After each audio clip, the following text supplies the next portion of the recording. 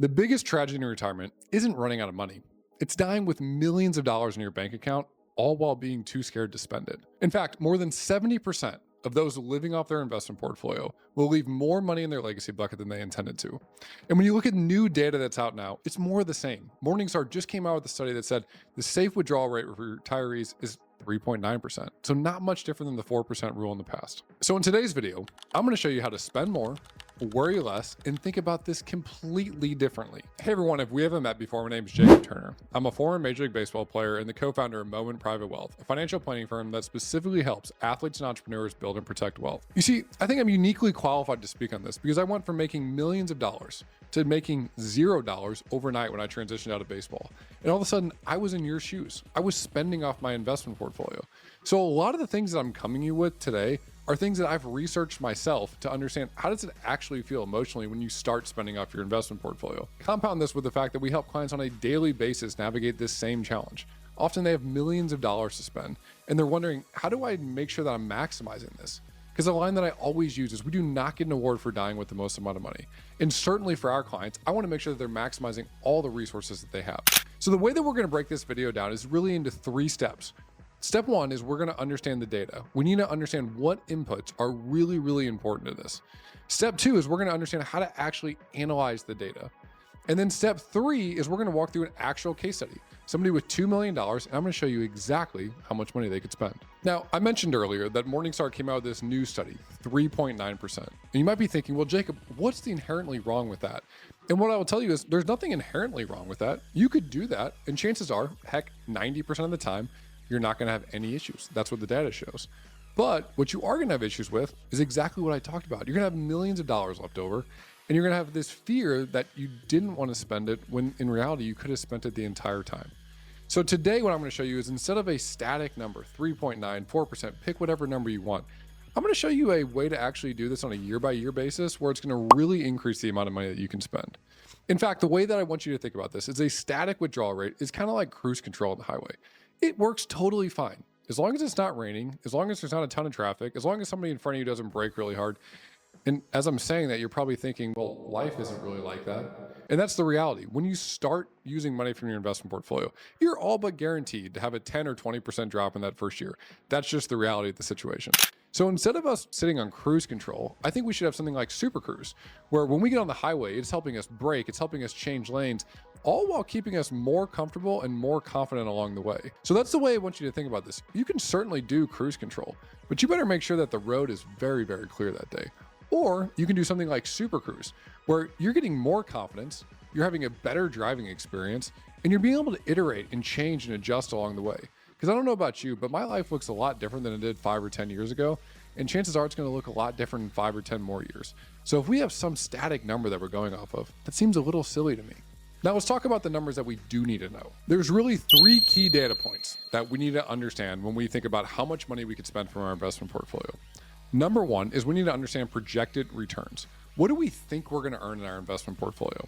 And what I'm showing you here is Morningstar's future projected returns. And you can see these are broken down by different asset classes. Now, a couple things I want to point out here is nobody can accurately predict what investment returns are going to look like over the next 5, 10, 15, 20, or 30 years.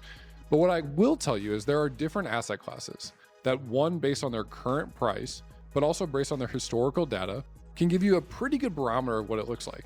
And what you can see here is all the way from large cap growth to small cap value to international stocks to things like treasuries.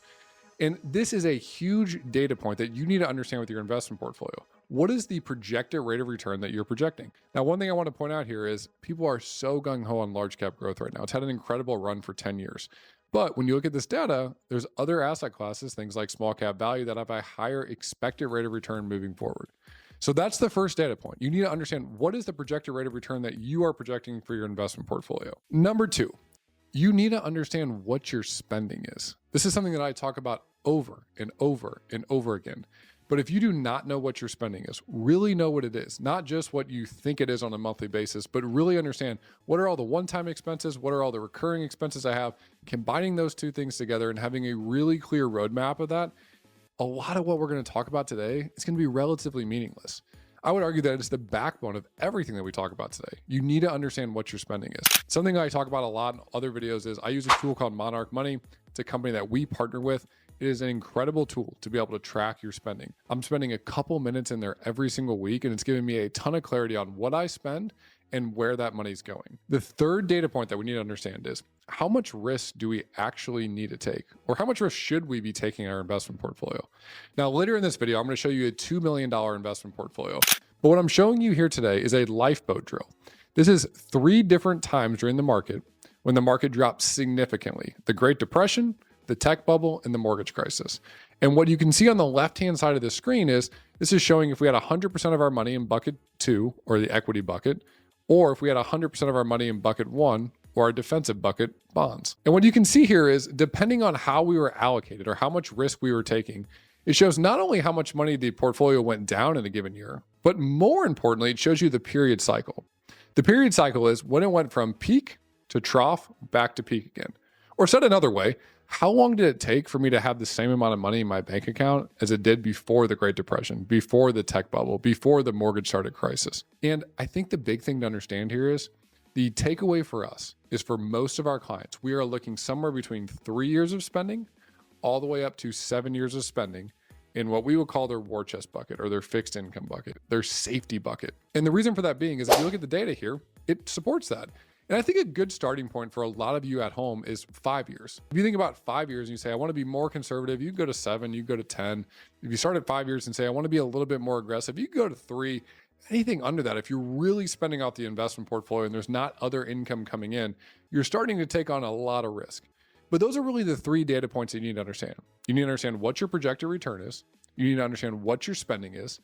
And you ultimately need to understand how much risk you are willing to take in your investment portfolio. All those 3 things are the key data points to understand what your safe withdrawal rate, or how much money you could actually spend from your investment portfolio moving forward, can be. Now, data is great, but unless we understand and unless we analyze the data, it's not going to really matter. So what I'm showing you here is, if we took all the different equity values that are out there, all the way from 0% in bucket 2, or our equity bucket, all the way up to 100%, where we have 100% of our money in stocks. And what you can see here is, if you have 100% of your money in stocks, chances are you're going to end up with more money in your total investment portfolio, even with spending off of it, than you would if you had 0% of your money in stocks. But the thing that's really interesting about this page is the starting safe withdrawal rate is actually highest somewhere between 30% and 50% of your money in stocks. Now, that's only one part of the data. So what I want you to understand is, am I saying that we should only have 30 to 50% of our money in stocks? Absolutely not. In fact, I would make the argument that for most people living off their investment portfolio, they should actually turn the risk dial up more than they think they should. But what this is saying is that the most conservative way to get the highest starting point in terms of what we could spend from our investment portfolio would be to have somewhere between 30 to 50% of our money in stocks. Now, if we take that data a step further and we analyze it a little bit deeper, I want you to understand this next concept. This next concept talks about the historical safe withdrawal rates based on the amount of money that we have in stocks versus the amount of money that we have in fixed income, or how we would describe it as the amount of money we have in bucket 2 versus the amount of money that we have in bucket 1. And what you can see here is the historical safe withdrawal rate continues to rise the more money that we have in stocks. And the reason for that's pretty simple. Over the long periods of time, stocks are going to have a higher expected rate of return than fixed income. And you can see with even 100% of our money, 90% of our money, 80% of our money in stocks, we're smashing a 3.9% withdrawal rate. We're north of 4.5, 4.6, 4.7, 4.8%. Significantly more money. But the big thing to understand here is this is a historical number. So this is over long time periods. And the other thing to understand is, when you think about your retirement, you need to think about sequence of risk.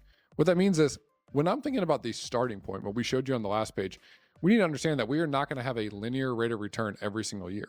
In fact, there's going to be great years, there's going to be down years. But what you are understanding on this page is, the more money that I can have in stocks, ultimately, the better that I can position my money to take out more money from it in the future. And it makes a lot of sense. You're going to have more money in your investment portfolio in the first place. So now that we understand the data and we understand how to analyze it, I want to show you how we can actually smash the 3.9 safe withdrawal rate. You see, there's tons of different ways for us to be able to pull money from our investment portfolio. And the 3.9% or the 4% withdrawal rate, which is the number that you often hear, is that static number. It's cruise control. It's not super cruise though. And what I'm showing you here is all these different ways that we can do some level of super cruise in our portfolio. And the one that we typically use is a guardrails-based spending approach. What you can see on this page is there's two different fashions of guardrails-based spending. Both of them allow you to spend more than 5% from your investment portfolio. So remember, our static cruise control is at 3.9%. Our guardrails-based approach is over 5%. So what does that actually mean? Well, a guardrails-based approach is simply this. You can use different barometers, and you can factor in a really good year and a really bad year. And the simple approach to this is, in a bad year, we're spending less money. In a good year, we're spending more money. Because remember, our goal is we want to spend more money from our investment portfolio, and we want to make sure that when we die, we've used our resources to the maximum amount that we can. You can also see there's other different factors in here that are different ways you can go about this. There's things like reducing RMDs in a given year, not taking the inflation adjustment, all these different factors that you could throw into how you're planning. The big takeaway that I want you to understand here, though, is there's other ways to do this. The cruise control is 3.9%. If you want to spend more than that, you need to have some level of super cruise, something that you're coming back to on a yearly basis to make sure that you are spending the maximum amount that you can. So let's talk about what this actually looks like on a $2 million portfolio and show you what you can actually spend off of it. What I'm going to show you guys here and what we're going to walk through is a situation between Joe and Jess. They're 55 years old. Their net worth is about $3.6 million. And what you can see here is they have about $100,000 in cash. They also have about $2 million of investable assets, and they have about a $1.5 million property. So if you remember at the beginning of this video, I told you exactly how much you were going to be able to spend off a $2 million portfolio. And that's what we're going to talk about.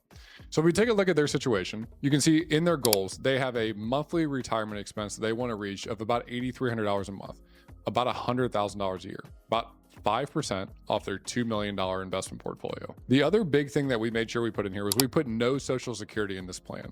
And the reason why that's important to understand is I don't want anything else to affect these numbers. We're only looking at if we just spent from just the investment portfolio. And what you can see here is what we get is about a 30% probability of success. So starting out, if we just put the cruise control on and we said we want to spend at a roughly 5% rate, we get about a 30% probability of success. Now, if you remember, we talked a little bit about understanding our numbers, understanding the data. And one of those data points was what is our projected return? And for them, you can see what the projected return that we're using is about 6.5%. So it's not a massive number. So one big change we could potentially look at making is we could say, hey, what if we raised our projected rate of return? What if we took on a little bit more risk with the investment portfolio? And you can see right here how that actually affects it.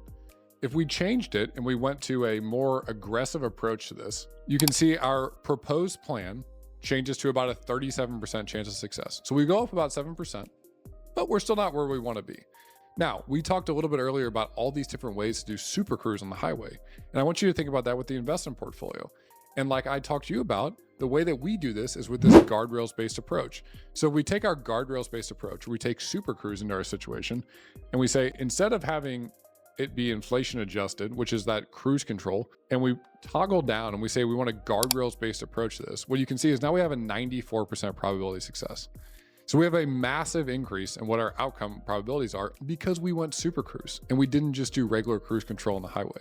Now, I want you to understand, what do the safe withdrawal rates actually look like in this plan? So if we take a look over here, you can see what our withdrawal rates are based on if we do super cruise. We're starting at 4.73%, and we're increasing all the way up to 5.5%. And you can see later on, our withdrawal rates are at 7.5%. The reason why we were able to do this is because this is not a static number. We know that in good years, we're going to spend a little bit more, and in down years, we're going to tighten our belt a little bit. But it allows us ultimately to spend more money from the investment portfolio. What you can see here is if we go back to our current strategy, if we say that we were going to just do the inflation adjusted number here, you can see that all of a sudden our withdrawal rates, they look a little bit wonky because we start out even lower. We start out at 4.73%, and then we just massively increase. And what I will tell you is when I look at this, the first thing I think about is early on in their spending and from our investment portfolios, that's when we're going to be healthy. That's when we're going to feel really good about spending the money. Later on, where chances are we're going to be spending less money. So why on earth would we be planning to spend all this money way down the road when maybe our health doesn't allow us to? So this is another big thing that we need to understand. Now, at the beginning of this video, I told you that we were going to talk about what is the actual maximum number that we could spend. And what I will tell you is, based on the data, it's about 5.7% on a safe withdrawal rate from a starting point standpoint. So what that means is on a $2 million investment portfolio, you could spend about $114,000 a year, or about $9,500 per month. Now, you tell me, would you want to spend $9,500 per month or $6,500 per month? That's the difference between a 5.7% withdrawal rate or the 3.9% that we talked about at the beginning. That's the difference between super cruise or cruise control on the highway. So how can you actually implement this for your own life? Well, first and foremost, you need to understand your data, which is what we talked about at the beginning of this video. You need to understand how to understand your data. You need to make sure that you are doing this on a yearly basis. Consistently doing this will provide you more peace of mind to spend more money from your investment portfolio. Because at the end of the day, we do not want to be one of the people that's in the 70% bucket where we left millions of dollars in our bank account, all because we were too afraid to spend it. Our team at Mo and Private Wealth, our goal is to make sure that our clients can spend the absolute most money in their lifetime that they can. If you want more information on that, you think we'd be a good fit to help you, check out the link in my bio. You can schedule a call with our team. As always, my goal is to help you get smarter with your money. Until next time, my friends.